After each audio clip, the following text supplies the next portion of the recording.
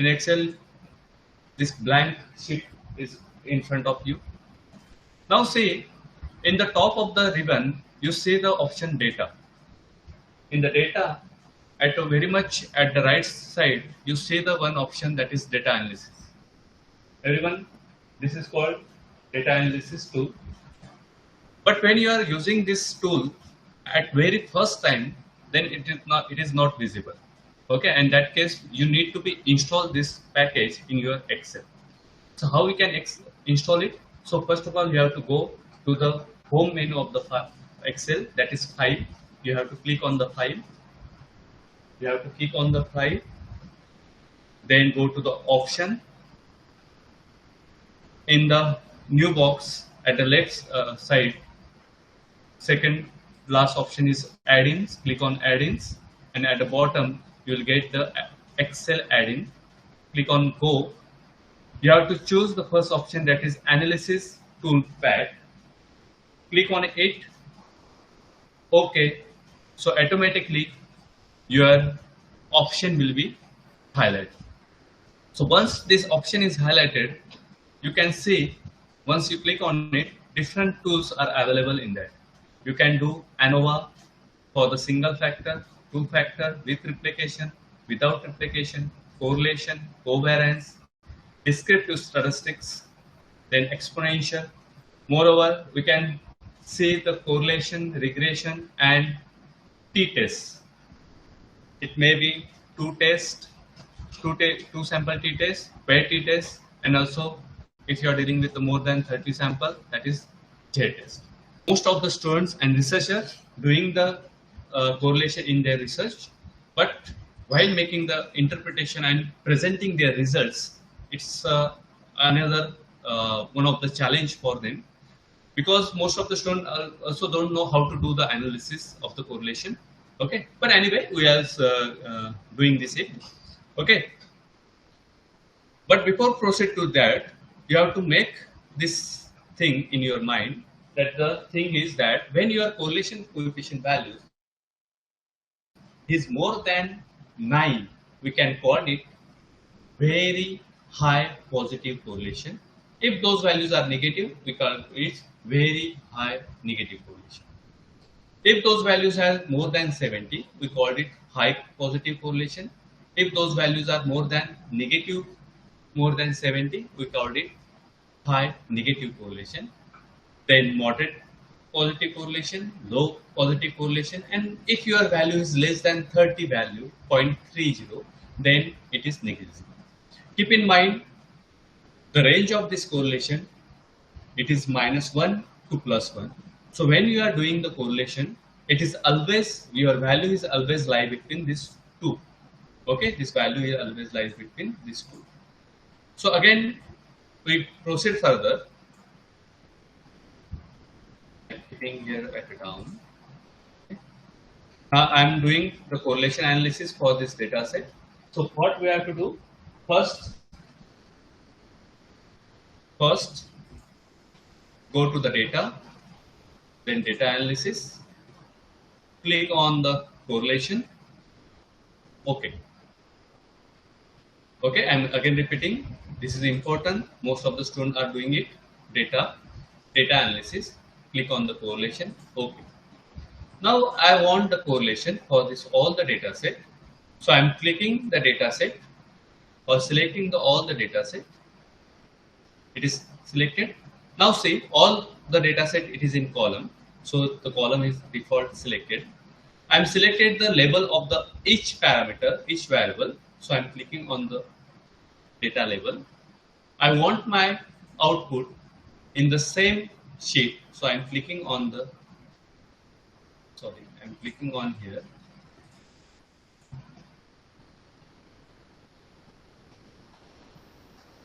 Now see, I'm doing okay. This is your result out. Now see, your values are, for the correlation value, the correlation between this TMNF and DNFF, you are seeing the correlation value for it, it is a 1. So when you are doing the correlation between the same variable, it is a 1. If it is not, Then the correlation between days to maturity, some kind of the variable is there, days to maturity and RL30. So correlation between these two variables, it is indicating 0.74. Okay, so that indicate your correlation values.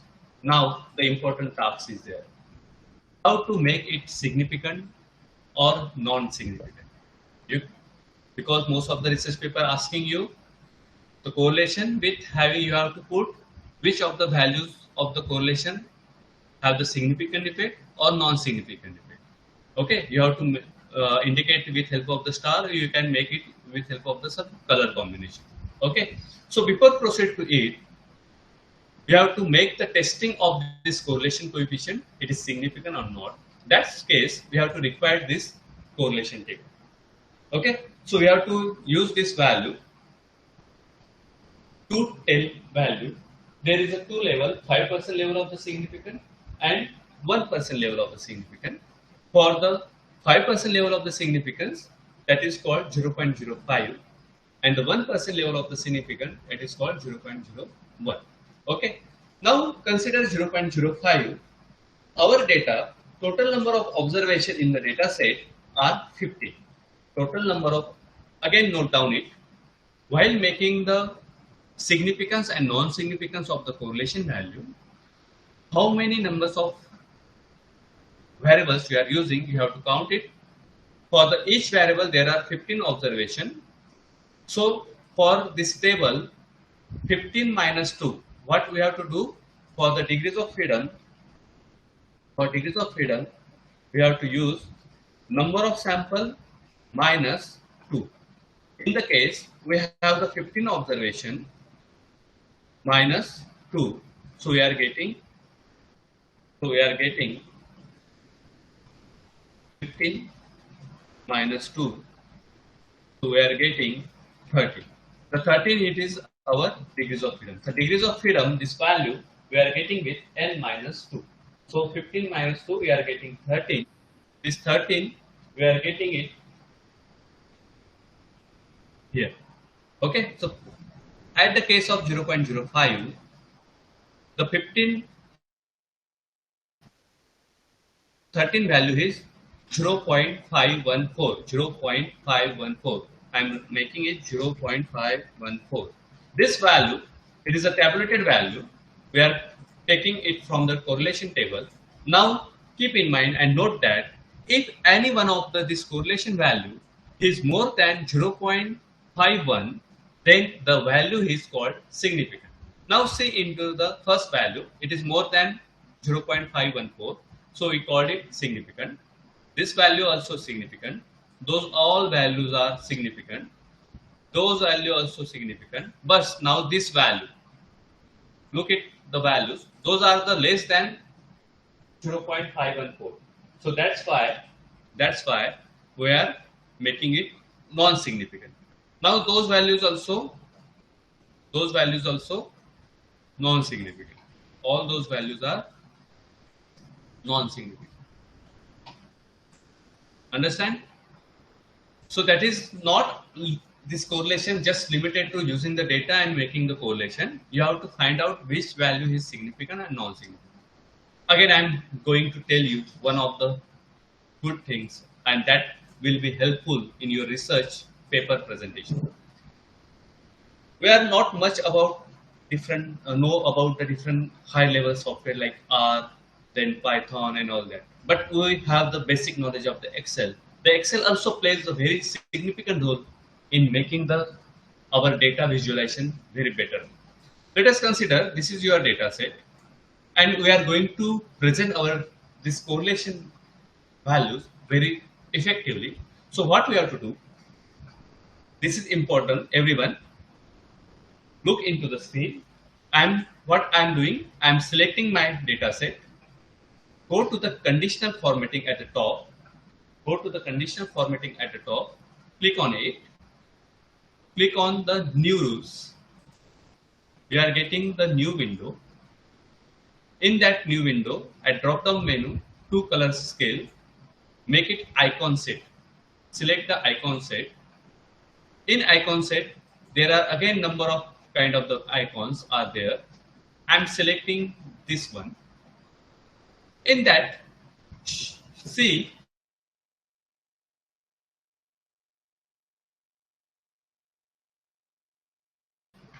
when your value is less than 25%. Okay, so those values less than 25%, I'm making it cross.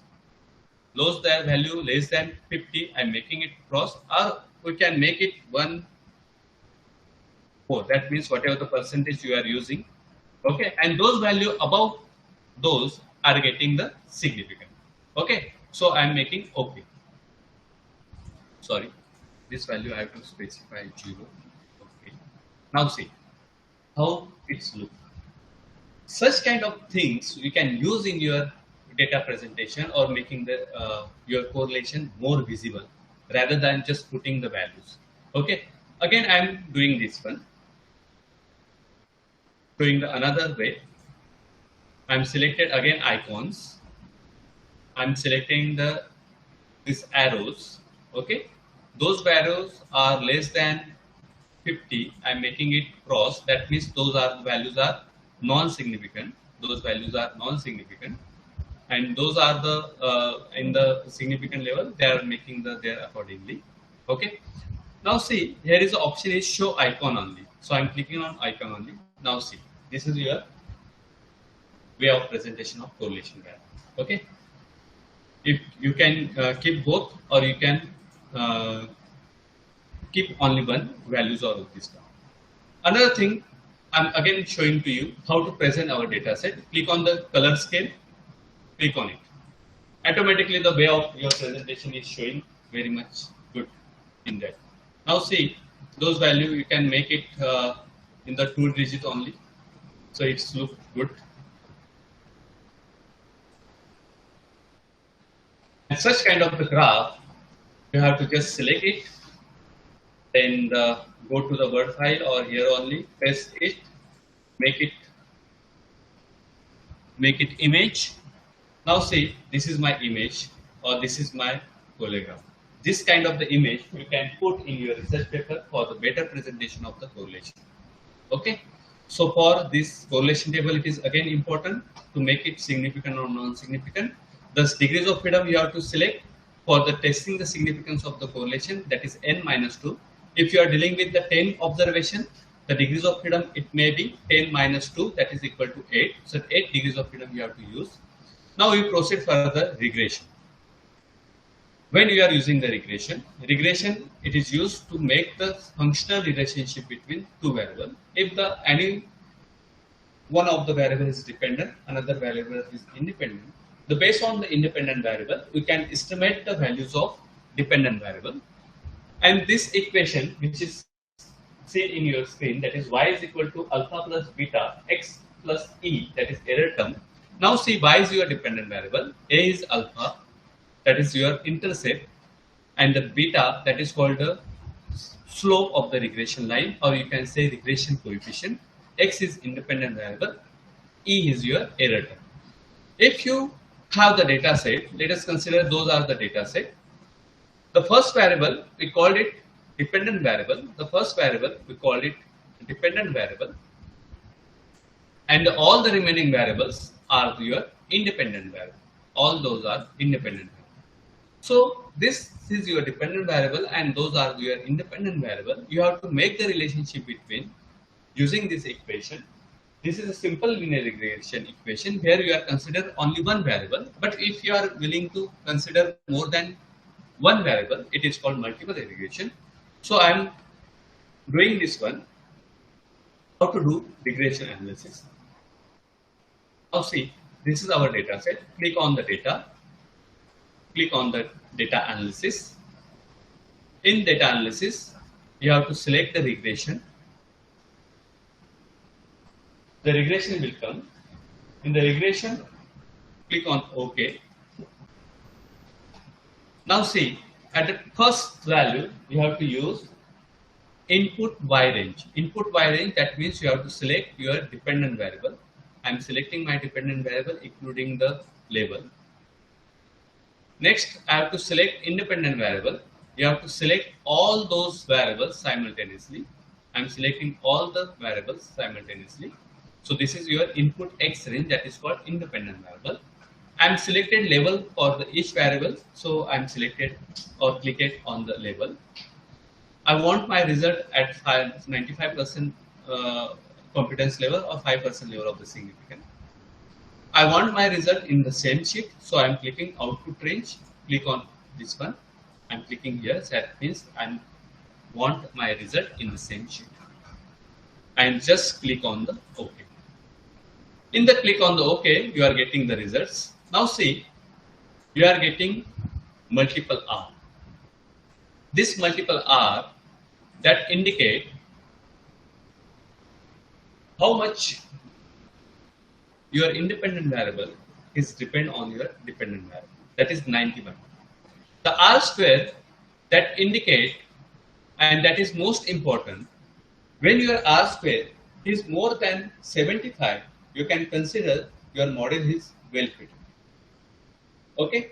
And this R square value indicate how much your dependent variable is explained with your independent variable. Okay? So there is 84% variation in your dependent variable. This value indicate 84% variation in your dependent variable because of your independent variable. This is the ANOVA for the your regression analysis. The value which is indicate less than 0.05, that indicate it is a significant. If it is less than 0.01, then it is called significant at 1%. But in the case the value is not less than 0.05, it is more than 0.05, that indicate your ANOVA is non-significant. Okay. Now this is important, and it is required for your making the or writing the equation. Now see, for this data set, I am going to write my equation. Y is equal to, my intercept value is minus 12.95. I'm making it one digit only, so writing is helpful to me. Okay. So then next one variable is pH, that is plus 0.02 pH 30, that is plant height at 30 days something. Then plus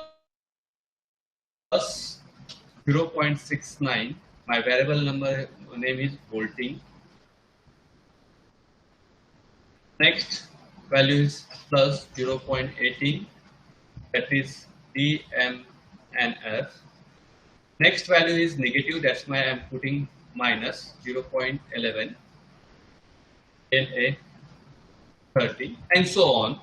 The last so on up to NT you can write with help of this coefficient. Okay, so this is your regression coefficient. Again you come to here, that is p values. If your p values, again I am mentioning the same thing, repeat again and again. If your p values is less than 0.05, then your particular variable is significant. If the value is more than 0.05, then the value is non-significant, right?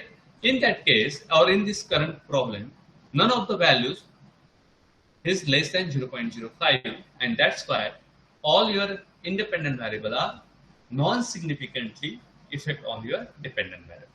Okay, so this is about your regression analysis. Now we proceed further, and that is important thing about your experiment. Okay, one of the thing is remaining, that is trend line. Let us consider, I am considering this data set. I am considering this data set here. This is a data set. I want to make the trend, it is increasing, decreasing. So I am selected this data set. Go to the insert. Go to the line graph. Click on OK. So you are getting the line graph. In this line graph, I want to understand what kind of the trend is present in our data set. So just click on the right click on this line, add the trend line. So you are getting this different options. The default option is linear. That indicate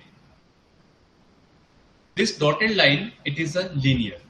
Now, how much, what is the equation for it? So click on the bottom of this right side format.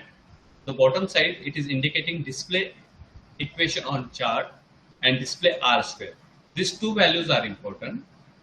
Okay. So I am fitted regression, I am fitted the linear trend in the given data set with equation and R square value. Okay. So this data set indicating your R square value is 0.37. That means change occur according to this time, that is 0.37% variation is present. Okay. Now I am going to feed the trend line or another trend line. You can make the quadratic trend line. The power is 2. Again I am making the equation. Now see the difference between the first equation and the second equation. My first equation and second equation. This is a quadratic equation. This is my first equation. Again I am putting my next trend line. You can use the exponential also. Display these two things. Now this is exponential. And automatically the curves are coming on the your trend line. Okay. So such kind of the study or such kind of the analysis, it is helpful when you are making some rate of change. Okay, in the experiment, if you are applying some fertilizer and getting some response, so how, or you are applying some herbicide, pesticide, or you are not getting the response. When you making the quantity of this concentration goes increases, how the changes occur in your response, it can be studied with help of this trend.